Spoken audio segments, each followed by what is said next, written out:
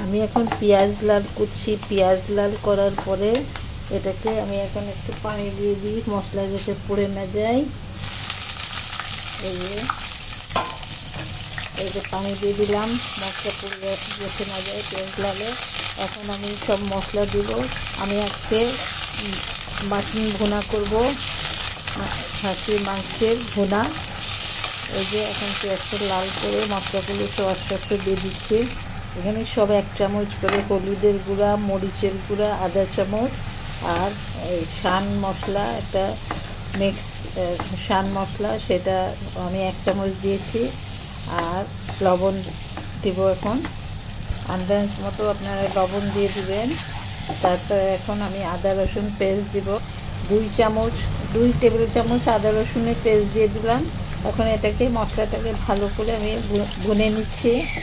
এটা যতক্ষণ মশলাটা ভুনা হয়ে যাবে তারপরে আমি এটাকে মাংস দিয়ে আবার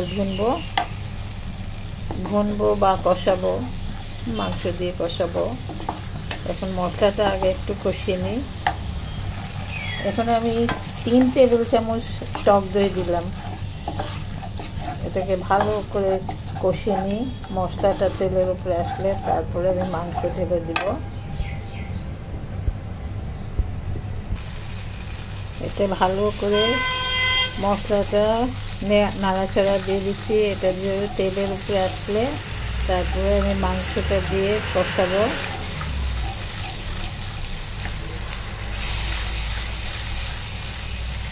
আর মাংস মনে করেন আধা কেজির মতো আমার মাংসটা।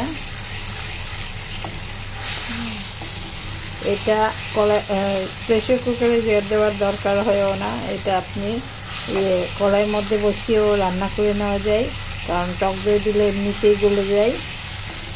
আবার কারো কারো যদি মানে আরও বেশি গলানোর জন্য প্রেসার কুকারে দেওয়া যেতে পারে।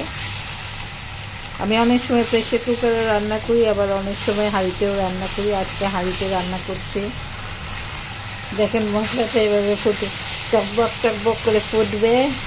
হ্যাঁ, মশলাটা নেড়ে ছেড়ে টকবক করে ফুটবে। তারপরে আমি মাংসটা ঢালবো।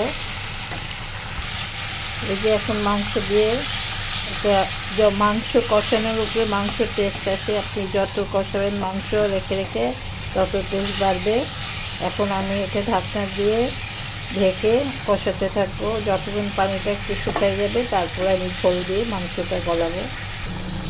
আমার ছেলে আবার খুব আলু পছন্দ করে, তাই আমি একটু আলু ভিতরে দিয়ে এখন কষাচ্ছি। এই যে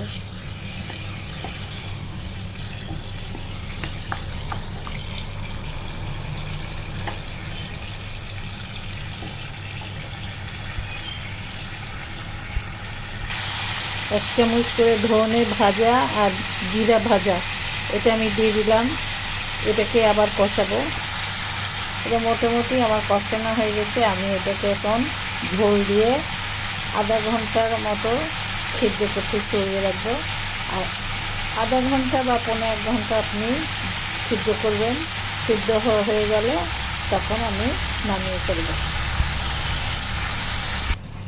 এতটা পানি দিয়ে এখন আমি ঢাকনা দিয়ে এটাকে গলতে দিয়ে দিব।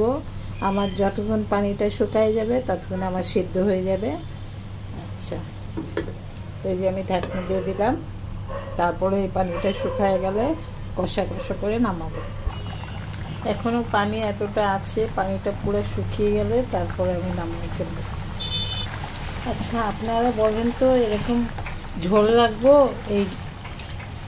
এই মাংসের মধ্যে ঝোল রাখবো না কষা করে ফেলবো, কোনটা ভালো হবে? তবে আলু দিয়ে একটু ঝোল রাখাই ভালো। আচ্ছা, তাহলে আর এটা পরেটা দিয়ে খেতে, পোলাও তারপরে ভাত দিয়ে খেতেও অনেক মজা।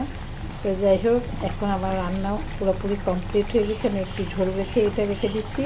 তা আপনাদের যদি এটা পছন্দ হয় তাহলে আমাকে লাইক, কমেন্ট আর শেয়ার করে আমাকে সুযোগ করে দেবেন, আমার রেসিপি দিতে আগ্রহ বাড়িয়ে দেবেন।